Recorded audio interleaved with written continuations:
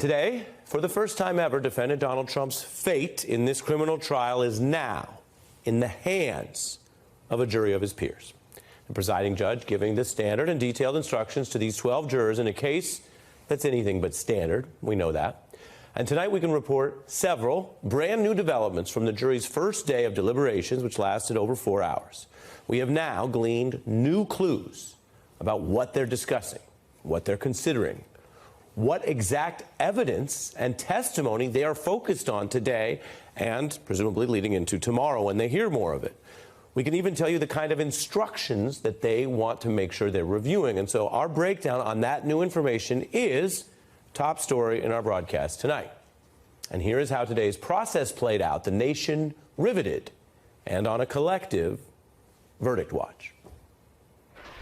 The historic criminal trial of a former president moves from the courtroom to the jury room. We have finally reached the beginning of the end. Today is the day the jury gets the case. Jury instructions will be delivered by Judge Merchan to these 12 jurors. Things just got serious, it feels like, doesn't it? It does, actually. The gravity of this moment cannot be overstated. There are 4 requests from the jury. This is interesting, and let's get into it. We now have the first clues about what they're discussing. The one thing I do think is good for potentially for the state here is asking to have Michael Cohen's testimony read back. So this is all happening late into the day. The judge read aloud the formal jury instructions and then took about over an hour to just do that, telling the jurors they're tasked to make an important decision about another member of the community, this defendant being like any other, and that they operate here now as judges of the facts, deciding the guilt or innocence, the not guilty possibility. This jury has been in court for 22 days. It's heard 16 days of testimony under strict rules to avoid discussing any of this with other jurors and other people. And remember, even if you're a little skeptical and wondering how this all goes down, the jurors are strictly overseen by the court. The judge is there along with officers and Secret Service and, frankly, more armed officers and bailiffs than usual. It is the kind of environment that makes most people compliant. These people have already been screened. They're also observed by the press and other court attendees. I say that to mention there's been no indication that those rules have been breached. The rules saying these jurors must think and take in the evidence but not discuss this with anyone until now. The information we have indicates the jury's first conversations with each other about evidence began today when they sat down together, and we're marking all these type of things, so I can tell you that began what we think is their first ever discussion of Donald Trump's guilt or innocence, his conduct, his personal life, his campaign life.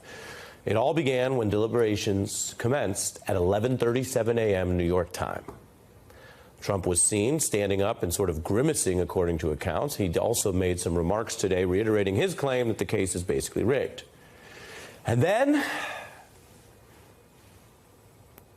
what? Everyone just waited. And waited. And that's the system. And that could have gone on a lot longer than this. We could have been waiting for days and not heard a peep. It is only those 12 citizens and what they choose to do. So people waited outside the court on them. Lawyers waited inside the court. People around the nation wondering when a verdict may come. People with signs and placards and demonstrations on both sides of this thing. That verdict watch will continue when the jury reconvenes tomorrow morning. But late in the day, as I mentioned, as Nicole mentioned, as we showed in that little package of late news clips, late in the day, we got the first look into what the jurors are indeed thinking about. This jury rang the bell, and they had 4 questions. And now we know at least some of what they're pondering, and it's all about the prosecutor's theory of this case against Trump.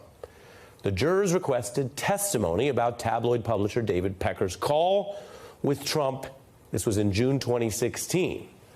Very simple, very important. They want to review what this man you see here, this longtime Trump ally and powerful media guy, David Pecker, said under oath about that call. That goes to corroborating whether there was an illegal campaign plot. And he's an eyewitness. And I'll tell you before I go any further, we know what Pecker testified. Remember, the jury has a lot of sway and influence here, but they don't have the access to all the information we do under the rules I mentioned. So they have to ask to get the testimony back. They're not supposed to go home and Google it. They don't go outside and talk to the various people or press assembled there. I can tell you that from watching. But we know what he said. Mr. Pecker testified under oath that he and Trump were discussing how Trump spoke to Cohen, and they discussed how the model Karen McDougal was a, quote, nice girl. Now, why does that matter? Well, it goes to how this tabloid secretly helped Trump ultimately silence McDougal. The jury also asked for Pecker's testimony on conversations with the Trump camp about acquiring her story. And that's through a thing they call buying life rights. But that's the second question, and that's also about David Pecker. And remember, the DA argued all of that was bad for Trump because of evidence showing that Pecker's tabloid paid McDougal a buyout to hide her story about Trump. And the argument, and again, this isn't proven, the jury is asking these questions to look into it, but the argument by prosecutors was that Pecker did that for Trump. He didn't do it for himself. He didn't do it for the tabloid. This isn't about reviewing his business or even his personal ethics. This is about whether he conspired to commit a campaign crime. And prosecutors had evidence that Pecker thought, and Trump said, and it was all arranged, that Trump would pay him back for that money. Basically, that this was a Trump thing for McDougal, and he just needed someone else to engineer it. And then that plan was only ditched when Pecker's own lawyer said that could be illegal and would certainly cost more in legal fees than anything that Pecker would make back in the reimbursement. So Pecker testifying, he ultimately decided, having been warned about a potential illegal or criminal act, to not take Trump's money there. So that's just two of the requests that shows what the jury is thinking about. And let me break this down for you with what it means. This shows the jury is at least starting where the prosecutors did, with Pecker, remember, as the first witness, and with the tabloid plot as the key thing, the lens to understand the later secret schemes, the payments, and what the DA calls these campaign crimes. And the other two requests we got late in the day go down that same road. The jury's third request zeroes in on the now infamous meeting to hatch the alleged catch-and-kill plot. Again, you see the same face. That's on purpose. We're not trying to make this any more varied or have any more, different characters than the jury's asking. The jury's first three questions are all about Pecker, who was the star witness against Trump, the first big witness against Trump brought by the prosecution, and they want to know and review what Pecker testified about that Trump Tower meeting to hatch the catch-and-kill plot. Now, you might say, gosh, Ari, well, they keep asking about the DA's case. Do they believe it? Are they ready to convict? I'm going to be very clear. We do not know if all the jurors or most of the jurors or some of the jurors accept the DA's case that those Pecker plots became a campaign crime. We don't know if they may be asking about this just because of some holdouts on the jury are arguing for defendant Trump or saying, yeah, I remember, but it wasn't really a formal plot. And now these other folks might be saying, well, look at what he said. But we do know that Pecker, a longtime Trump ally, did give that damning testimony about the meeting. He left little debate that the tabloid would run positive stories about Trump, negative stories on his opponents, and they'd be his eyes and ears for the things Trump wanted buried. Again, I'm bringing back that testimony. That's the type of stuff the jury's likely to hear tomorrow when they read it back. So Trump's own ally, who doesn't have, frankly, the same credibility problems that Michael Cohen might, gave that testimony. And that brings us to today's fourth and final jury question. They also want to review Michael Cohen's testimony about that very same Trump Tower meeting. We know that Cohen confirmed the meeting, and that in this instance, his testimony would appear to line up with Pecker and that other corroboration. And he said Pecker would keep an eye out for anything negative about Trump, and he'd be able to help us know in advance what was coming out and try to stop it from coming out. That last part is crucial. That's where the DA says the criminal activity began to form. And remember, most members of the media don't go around burying stories for politicians, let alone buying them or talking about getting reimbursed for them. And that's not a left-right thing. That's just in general. Now, tabloids can support or criticize candidates like any other press. Some tabloids run misleading and even false stories. That doesn't always become a crime. You don't go to jail, for example, typically for defamation. But the DA says when the tabloids started acting as the secret arm of the Trump campaign, spending money that should have been donations but were instead hidden illegally from the government and the public, that is where prosecutors say Trump committed a crime. That's why they take it back to Pecker and Trump Tower. That's why they say Trump wanted the Daniels payment secret, precisely to hide the other campaign crimes, which he knew were ongoing. So this jury ends its first day of deliberations discussing these key moments from the prosecution's argument. Catch and kill to help Trump. Now, that is not a pure win for the DA, but it's not bad either for prosecutors. Because remember, there's been 5 weeks, 80 hours of testimony, 22 witnesses, 200 pieces of evidence. We count all this stuff. And so they have options. If they were only asking about Michael Cohen's credibility, or only asking for testimony that went to complaints that Trump's lawyers made or cross-exams that they thought showed problems with the DA's witnesses, that would suggest a very different start. Instead, we can see now for the first time, and this is new, that's kind of exciting and interesting if you're trying to follow the case, for the very first time we're learning what the jury's been thinking about.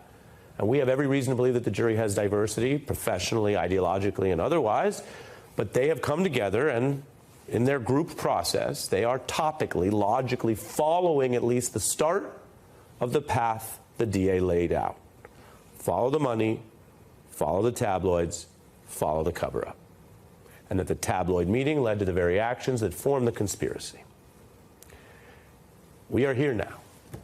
We are not here to prejudge what the jury does. Indeed, if you believe in the rule of law, we're following it precisely to see what outcome we get from the jury of the defendant's peers. But we are learning for the first time that at least on day one, they are back to the beginning of the DA's case and whether this cover-up became a crime. You're convinced now this was an effort to do a favor for Donald Trump in the last few months of the presidential race? Unfortunately, yes. Was the National Enquirer acting as the arm of Donald Trump and Michael Cohen? And if so, is there something wrong with that? We strongly suspect they were. Karen McDougal and her lawyer over the years discussing what has all come out. We're now joined, as we get these new jury questions for the first time today, by former U.S. Attorney for the Southern District of New York, David Kelly. That is, of course, the district that also handled Michael Cohen's prosecution under different leadership. Full disclosure, my former boss. You've prosecuted a lot of cases. This is a big case. What do you think when you hear these jury questions? Well, look, I think it's always kind of a fun jury game if you're not one of the lawyers involved. A fun parlor game to try to figure what this means, you know. And you hit the nail on the head a few minutes ago. This could be one juror. It could be a bunch of jurors. My guess at this early stage is there's a bunch of jurors that are zeroing in right on the prosecution's case. Because if they believe Pecker, you know, we talked earlier, you know, at the earlier stage of this trial, if they believe this story Pecker laid out, that's really the heart of this conspiracy. And going back and hearing that testimony, I think if I'm a prosecutor, I'm feeling pretty good. Yeah. And then bringing in Cohen into it and kind of comparing it instead of saying leaving Cohen to the end. I think they're moving along at a pretty good pace here. You think they're moving at a good pace. You also are seeing that, as you said, careful caution. Some of them, we don't have any unanimity on the questions, right? But some of them got the point that David Pecker, who likes Trump, who stuck his neck out for him, who's done things for him, still back then called his lawyer and said, hey, so he's going to reimburse me for all this campaign plotting stuff we're doing. And his lawyer said, do not do that. As I mentioned, there's been many, many days of evidence. Zeroing in on that shows that somebody on the jury understands that's bad for Trump. Well, yeah, because they get the story. The whole story, and the felony here comes down to the campaign plot. And I think that this shows that somebody or some people, or all of them, or most of them, or how many we don't know, get it. Trump Tower meeting is not itself a crime, right? No. They met and they talk about this stuff, right? Burying stories, well, I mentioned. I mean, it's part of the conspiracy. Right, part of the conspiracy. But you know, if you stopped on that day and no other action occurred, no, right, it's fine. We wouldn't be here. Right. Burying stories is not something that most media do on a regular basis. Sometimes we learn something and don't run it out of fairness. But you don't just take orders from some billionaire or some politician and say, oh, we're going to help you hide that. The Pecker and Cohen testimony about the Trump Tower meeting, what is that likely to be for the jury's benefit, that they want both. They didn't say, oh, I just want Cohen's view of it, I want Pecker's. They want both. I think the first thing they go to Pecker and they get the whole story.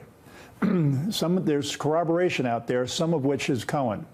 And if they can believe Pecker, and then they bring in Cohen and Pecker's testimony kind of interlocked, then they're going to go a lot with Cohen. They're not going to reject Cohen out of hand, I think. But, you know, it's tea leaves. It is tea leaves, but it's 4 tea leaves. It's not 1 tea leaf. No, right. Then they also, as I told viewers, asked, they might want the jury instructions again, and they're figuring out, well, do you want the whole hour? Do you want a part of it?